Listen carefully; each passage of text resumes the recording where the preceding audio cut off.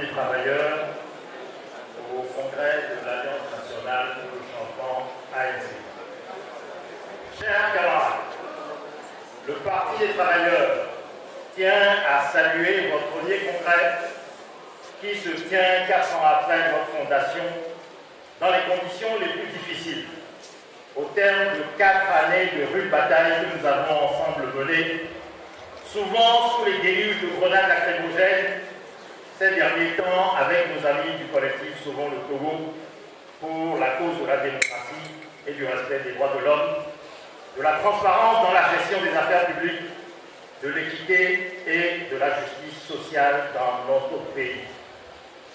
C'est ici le lieu de rendre un hommage particulier à l'endurance dont vous avez fait preuve tout au long de cette traversée en reprenant le flambeau pour constituer ce pôle fédérateur autour duquel les forces démocratiques de notre pays ont pu se rassembler.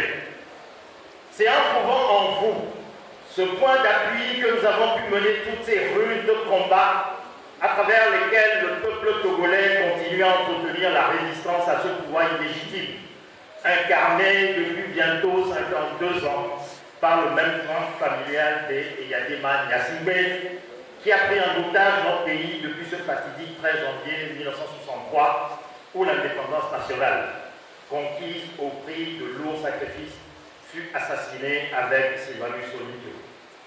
C'est donc dire toute la responsabilité qui a été et continuera d'être la vôtre dans la période encore plus difficile qui vient devant nous. Chers amis, votre congrès se tient dans un instant particulier où 5 jours à peine auparavant vient d'être commémoré le 24e anniversaire du soulèvement populaire du 5 octobre 1990 qui, par la restauration du pluralisme politique qu'il a arraché de haute lutte, a ouvert la voie de notre existence légale à tous en tant que parti politique. Et alors que l'année prochaine marquera le 25e anniversaire de cet historique événement, nous pensons que la nécessité d'un bilan nous interpelle dans la toute nouvelle situation où nous vivons depuis bientôt 25 ans, après être sortis de 23 années de régime dictatorial sous Eyadema. Cela s'impose d'autant plus que l'année 2015, qui marquera la période des 25 ans correspondant, selon les historiens, à l'écoulement d'une génération humaine, est prévu un scrutin présidentiel qui sera le 5e du genre depuis que celui de 1993 a ouvert la nouvelle ère du retour aux élections pluralistes dans notre pays suite à octobre 90. Pour cet exercice, si le monopole du pouvoir politique par feu Eyadema Gnassingbé pendant les 15 premières années de ces 25 ans présentait un bilan déjà si catastrophique que le peuple togolais n'a jamais cessé de lui demander de partir avant que la mort ne s'en charge, que dégage ce bilan dans les 10 ans de bilan de pouvoir de Faure Gnassingbé sur les 25 ans de son clan familial.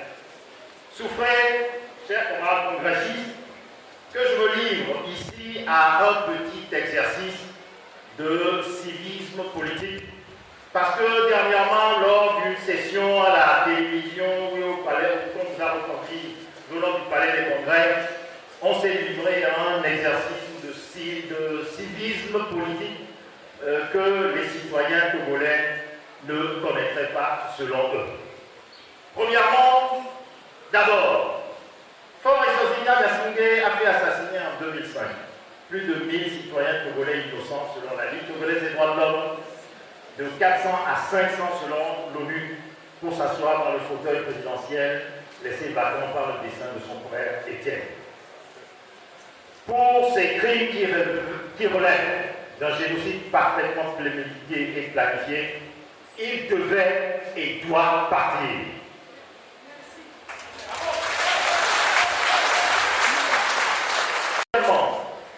Il a organisé un triple coup d'État, militaire, constitutionnel et électoral, pour s'installer au pouvoir de force en 2005. Pour tous ces faits et actes de renversement du régime constitutionnel qui constitue un crime imprescriptible contre la nation, sanctionné conformément aux lois de la République selon les dispositions des articles 148 et 150 de la Constitution togolaise, il devait et il doit partir. Troisièmement, pour parfaire ce summum d'illégalité, il n'a cessé de se maintenir au pouvoir par des fraudes systématiques de tous les processus électoraux organisés depuis la présidentielle de 2005, législative de 2007, présidentielle de 2010, contre laquelle le peuple togolais a protesté par de gigantesques marches pacifiques pendant de longs mois, législative de 2013, et a poussé l'outrecuidance jusqu'à faire révoquer en toute illégalité par un parlement à sa botte les députés de l'ANC de leur mandat. Pour toutes ces graves forfaitures, Faure et Sozina Gnassingbé devaient et doivent partir. Quatrièmement, il s'est installé au pouvoir et s'y est reconduit frauduleusement sans avoir jamais déféré aux prescriptions de l'article 145 de la Constitution togolaise, qui dispose que, je cite, le président de la République, le Premier ministre, les membres du gouvernement, le président et les membres du bureau de l'Assemblée nationale et du Sénat et les directeurs des administrations centrales et des entreprises publiques doivent faire devant la Cour suprême une déclaration de leurs biens et avoirs au début et à la fin de leur mandat ou de leur fonction, ce qu'il n'a jamais fait, ni depuis la présidentielle de 2005, ni celle de 2010. Pour toutes ces graves forfaitures, Faure et Sozina Gnassingbé devaient et doivent partir. Cinquièmement, depuis 10 ans, il refuse l'organisation des élections locales, dans la même voie que son père, qui les a ignorées pendant 18 ans, en violation flagrante des dispositions de l'article 141 de la Constitution qui dispose que, je cite, les collectivités territoriales s'administrent librement par des conseils élus au suffrage universel dans les conditions prévues par la loi, fin de citation, laquelle loi prévoit d'organiser les dites élections tous les 5 ans, ce qui les laisse inorganisées au total depuis 27 ans, soit 5 pleins exercices.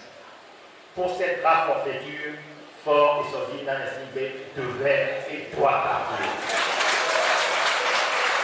Sixièmement, tout au long de ces 10 ans de pouvoir, son régime n'a cessé de garantir une totale impunité aux graves violations des droits de l'homme qui n'ont cessé d'être commises, comme l'assassinat d'Atouté Kokoui à Gomli, des jeunes élèves en scène Bouyano Silandare, 12 ans, en classe de 6e, assassinés par les forces de l'ordre d'Apparent le lundi 15 avril 2013, et Sinalen Touti, en classe de première à 4 à Kombolanga, assassiné par passage à tabac par les forces de l'ordre le lundi 15 avril 2013.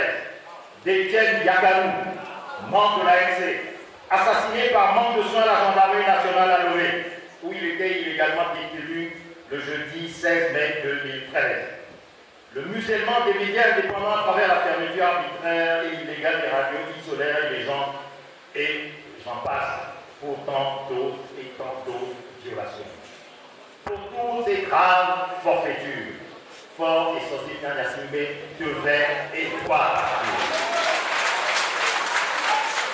Septièmement, il n'a cessé de couvrir de multiples actes de pur gangstérisme d'État, comme le refus de restituer les fonds illégalement extorqués à l'aéroport aux commerçants par les agents de l'Agence nationale de renseignement ANR, agence directement placée sous son autorité.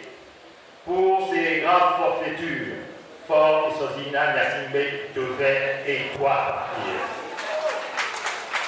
Huitièmement, il s'est rendu coupable de faux et usage de faux en faisant falsifier le rapport rendu public par la CNDH le 20 février 2012, attestant la commission de torture et autres actes inhumains et dégradants sur des prévenus illégalement détenus dans les lieux inappropriés en violation flagrante d'instruments internationaux pourtant ratifiés par l'État togolais. Pour cette grave forfaiture, Faure et Sozina Gnassingbé devaient et doivent partir.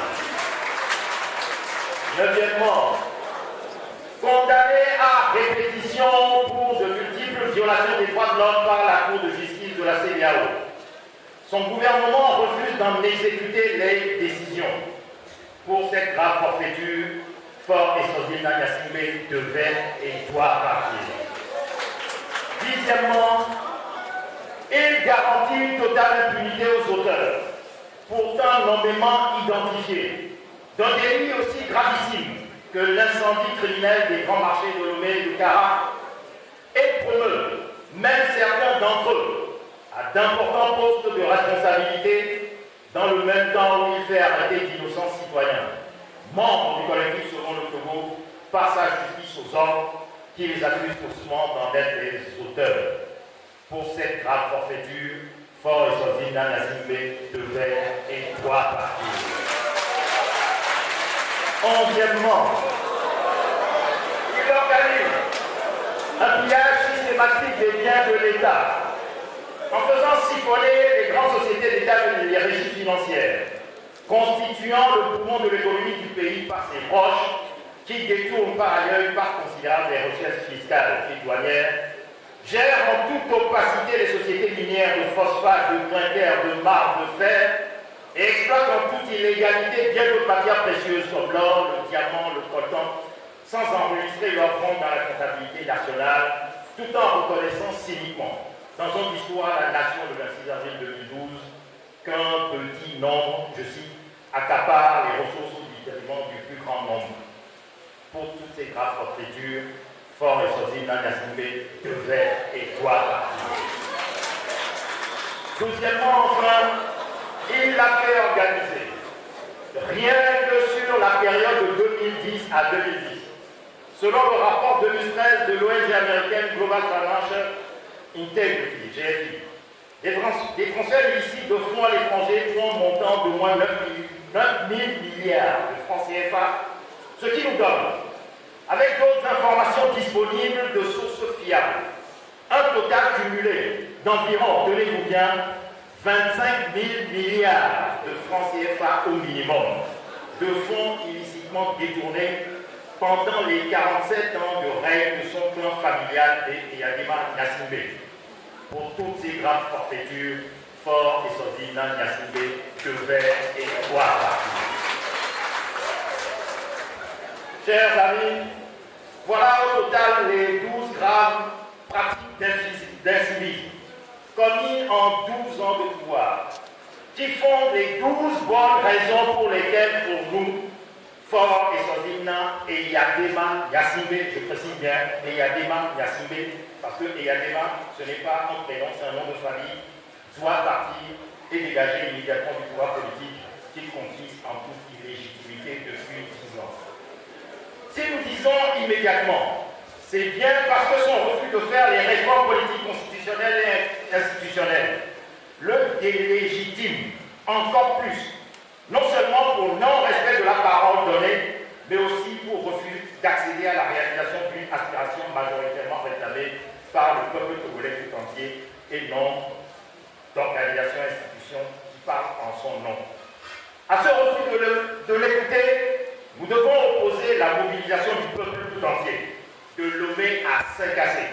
C'est pourquoi nous réitérons ici la proposition que nous organisions sans délai. Au moins dans les 11 villes du Togo, dans les populations ont fait le choix d'élus de l'opposition pour les représenter à l'Assemblée nationale, à savoir 1. Dapaon, 2. Bafilo, 3. Guérénouka, 4. Bassa, 5. Sokole, 6. Atakbame, 7. Panubé, 8. Sélier, 9. Lomé, 10. Vaughan, 11. Anéro. 3 jours de manifestation continue pour arracher l'organisation immédiate des élections locales avant toute élection présidentielle, les réformes constitutionnelles et institutionnelles exigées par le peuple togolais, le rétablissement des 2 tours de scrutin à l'élection présidentielle.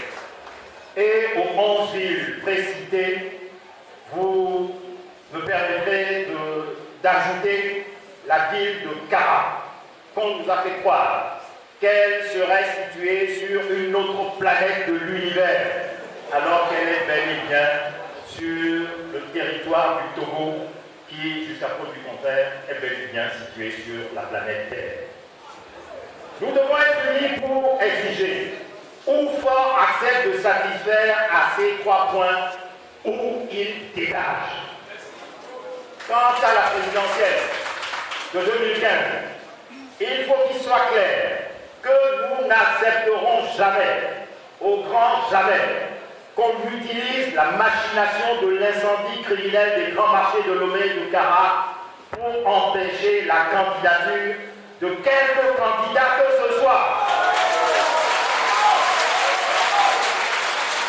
Et pour nous, ceci vaut non seulement pour Faure et Sosina Gnassingbé, mais aussi pour les tenants de l'exécutif français. En effet, dans son article publié dans le magazine français Le Monde diplomatique de juin 2014, son envoyé spécial à Lomé, Michel Galli, n'écrivait-il pas, je cite, « Mais de fait, et contrairement à ce qu'affirment rituellement les gouvernements français, en début de mandat, rien n'a changé à la situation néocoloniale qui perdure depuis un demi-siècle. Et en cela, les médias internationaux, rôle clé pour 2015, oseront-ils questionner les actions du bien nommé directeur Afrique du Quai d'Orsay, M. Béliard, celles des deux conseillers de l'Élysée, M. Le Gall et M. Mélonieux, et de leurs responsables politiques de tutelle, M. Roland et Fabius. Car pour le Togo, ce sont eux qui prendront la décision finale d'abattre la tyrannie des Yadima et de rétablir la démocratie ou non. Fin de citation. Mais si, en violation du principe de souveraineté du peuple togolais, il faudrait croire au rôle qu'on prête ainsi à messieurs Roland et Fabius, il faudrait donc, en toute logique, les tenir d'avance pour responsables, d'une part, de qui serait admissible ou non à la candidature pour l'élection présidentielle envisagée en 2015 au Togo, d'autre part, des conditions dans lesquelles elle aurait à se dérouler. C'est pourquoi, ainsi donc prévenu, et non amnésique de ce qui s'est passé dans notre pays, le Togo, de février à mai 2005, nous tenons à dire solennellement ici ceci. Premièrement, si une seule goutte de sang dans quelconque citoyen togolais venait à être versée à l'occasion de tout scrutin présidentiel en 2015, deuxièmement, si quelques citoyens togolais que ce soit venait être interdit de candidature pour quelque raison que ce soit à l'occasion de tout scrutin présidentiel en 2015, nous serions fondés à en tenir pour responsables messieurs François Hollande et Laurent Fabius, qui auront répondre devant l'histoire, alors que le peuple togolais est à bout, et qu'en son sein gronde la colère contre toute la misère et les injustices qu'il subit. Nous fondons l'espoir que votre congrès puisse ouvrir une nouvelle phase de l'unité des partis et organisations de l'opposition togolaise, pour qu'enfin nous arrivions à en finir avec les 47 ans de domination dictatoriale du clan des Yadima Gnassingbé. C'est avec cet espoir que nous souhaitons plein succès à votre congrès. Vive l'ANC, vive l'unité des partis et organisations de l'opposition togolaise, gloire au peuple togolais, non à l'impérialisme français, à bas la dictature presque cinquantenaire du clan des Yadima Gnassingbé. Je vous remercie.